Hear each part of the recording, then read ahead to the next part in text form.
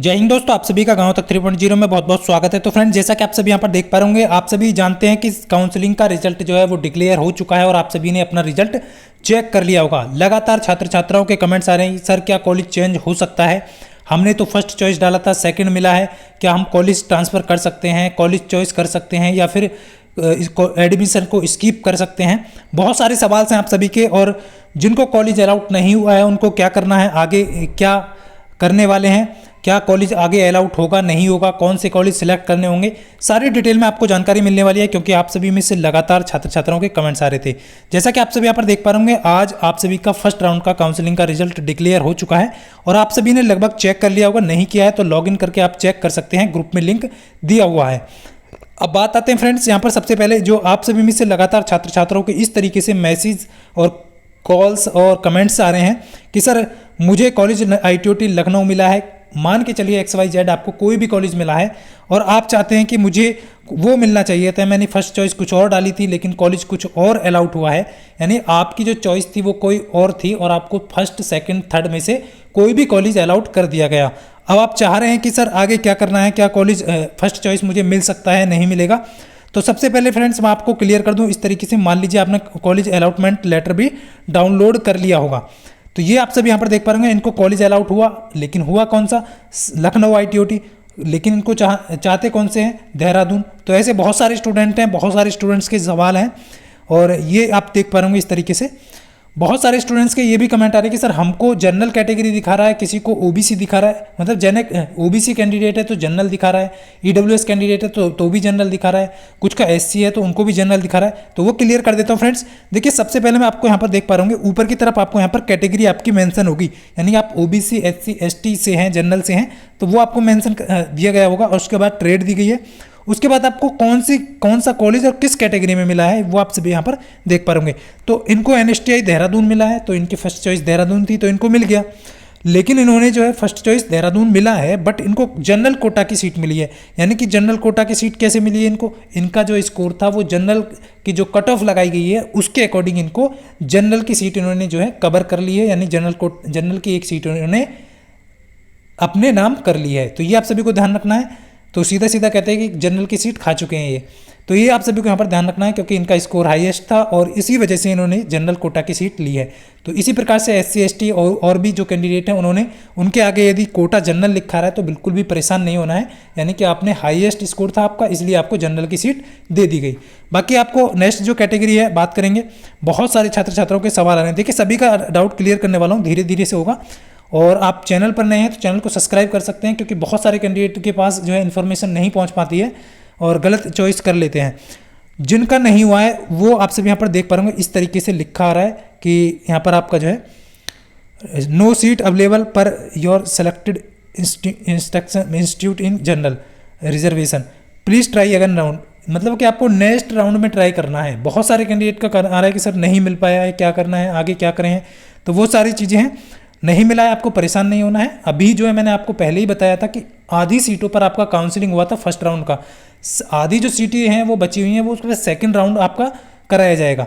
कैसे करना है, आगे को क्या करना है वो भी बताने वाला हूँ। उससे पहले देखिए सेकंड राउंड में बहुत सारे कैंडिडेट के कमेंट आ रहे थे, फिर से चुनने होंगे सर कॉलेज, क्या फिर से फीस पेमेंट करनी होगी? तो बिल्कुल फ्रेंड्स, आपको कॉलेज फिर से चुनने होंगे, यानी कि जहाँ पर भी सीटें खाली होंगी वो आपको कॉलेज ओपन हो जाएंगे सारे और आपको उन कॉलेज में उनको चुन लेना है, यानी कि 5-4 जो भी कॉलेज सिलेक्ट करने हैं वो सिलेक्ट आप कर सकते हैं अपनी मन पसंद से। और आपको जो है फीस पेमेंट नहीं करना होगा। जिन्होंने फर्स्ट राउंड में फीस पेमेंट कर दिया है उनको कोई भी फीस पेमेंट नहीं देना है, केवल और केवल कॉलेज काउंसलिंग करनी है, कॉलेज सिलेक्ट करने हैं और सबमिट कर देना है। क्लियर? तो ये तो हो गया जिनका नहीं हुआ है। बिल्कुल भी आपको निराश नहीं होने की आवश्यकता नहीं है, कॉलेज आपको मिल जाएगा। अब कुछ छात्र छात्राओं के कमेंट आ रहे हैं कि सर मतलब सेकंड चॉइस मिली है, ये कैसे पता चलेगा कि फर्स्ट या सेकंड चॉइस आपको मिली है? तो फ्रेंड्स इस तरीके से आपको यहाँ पर शो करेगा। देखिए यहाँ पर इनको सेकंड चॉइस मिली है, तो आप ये चेक कर लीजिए, जिन भी कैंडिडेट को कॉलेज ट्रांसफ़र करना है या फिर कॉलेज स्किप करना है या फिर आपको वो कॉलेज नहीं चाहिए जो आपको अलाउट हुआ है, मतलब कि मेरा कहने का सीधा तात्पर्य ये है, आपको फर्स्ट चॉइस का जो आपकी पसंद थी वो कॉलेज आपको नहीं मिला है, तो आपको क्या इस तरीके से दिखाई दे रहा होगा। बस आपको ये ध्यान रखना है कि आपको फर्स्ट चॉइस मिली है तो आप कॉलेज ट्रांसफ़र नहीं कर सकते, सीधा सीधा फिर आप क्या करेंगे, कॉलेज स्किप कर जाएंगे और नेक्स्ट राउंड में आप पार्टिसिपेट कर पाएंगे। तो ये आप सभी को ध्यान रखना है। जिन्होंने प्रोविजनल एडमिशन ले लेंगे जो कैंडिडेट, उनको जो है केवल और केवल वो अपना जो है यदि फर्स्ट चॉइस नहीं मिला है तो वो केवल कॉलेज ट्रांसफ़र में पार्टिसिपेट कर पाएंगे, नेक्स्ट राउंड में पार्टिसिपेट नहीं कर पाएंगे। Doubt clear? यानी कि जिनका फर्स्ट चॉइस मिला है वो ना तो कॉलेज ट्रांसफ़र कर पाएंगे, तो उनको क्या करना है, यदि आपका देखिए फर्स्ट चॉइस आपने डाला है तो फर्स्ट ही मिला है तो इसमें कोई आपको परेशानी होगी नहीं, आपको सीधा सीधा प्रोविजनल एडमिशन करा लेना है। क्लियर? एडमिशन की डेट मैं बता चुका हूँ, बहुत सारे कैंडिडेट के कमेंट आ रहे थे। 7 तारीख से 10 तारीख के बीच आप कभी भी जाकर के एडमिशन करा सकते हैं। 7 को एडमिशन होगा, 8 को एडमिशन होगा, 9 को एडमिशन होगा, 10 को एडमिशन होगा। 10 तारीख लास्ट डेट है, 10 के बाद आपका जो है 11 तारीख को जो है आपका कॉलेज ट्रांसफ़र होगा। तो कॉलेज ट्रांसफ़र में वही कैंडिडेट पार्टिसिपेट कर पाएंगे जो प्रोविजनल एडमिशन करा लेंगे। क्लियर?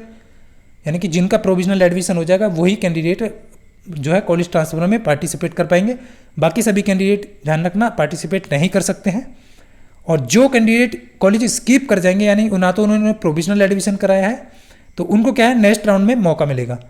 लेकिन ध्यान रहे फर्स्ट चॉइस आपको ना मिला हो, कॉलेज ट्रांसफ़र केवल उन्हीं का होगा जिनको second choice, third choice, fourth choice मिला है। क्लियर? तो ये सारी चीज़ें हैं। एक्नॉलेजमेंट आपने यहाँ से डाउनलोड कर लिया होगा। बाकी आप सभी यहाँ पर देख पा रहे होंगे इस तरीके से जिन भी कैंडिडेट को फर्स्ट चॉइस मिल गया है वो तो एडमिशन लेंगे ही लेंगे। जिनको फर्स्ट के बाद जो है सेकंड, थर्ड, फोर्थ मिला है तो वो कॉलेज ट्रांसफ़र करना चाहते हैं या फिर कॉलेज स्किप करना चाहते हैं, ये निर्णय आप खुद ले सकते हैं। क्योंकि ध्यान रहे 11 तारीख को इनके शेड्यूल के अकॉर्डिंग जो है वो कॉलेज ट्रांसफ़र आएगा और कॉलेज ट्रांसफ़र में आप एक कॉलेज सेलेक्ट कर पाएंगे। केवल ध्यान रहे केवल कॉलेज ट्रांसफ़र के लिए आप एक कॉलेज चुन पाएंगे कि मुझे इस कॉलेज में ट्रांसफ़र करना है। यदि वहाँ पर सीटें अवेलेबल होगा तो आपका ट्रांसफ़र हो जाएगा, वो भी कैटेगरीज वाइज। ध्यान रखना जनरल, ओबीसी, एससी, एसटी, यदि आपका सीट होगा तो आप जो है ट्रांसफ़र आपका कॉलेज ट्रांसफ़र हो जाएगा, अन्यथा वही कॉलेज रहेगा जो आपका अलाउड हुआ है फर्स्ट काउंसलिंग में। क्लियर?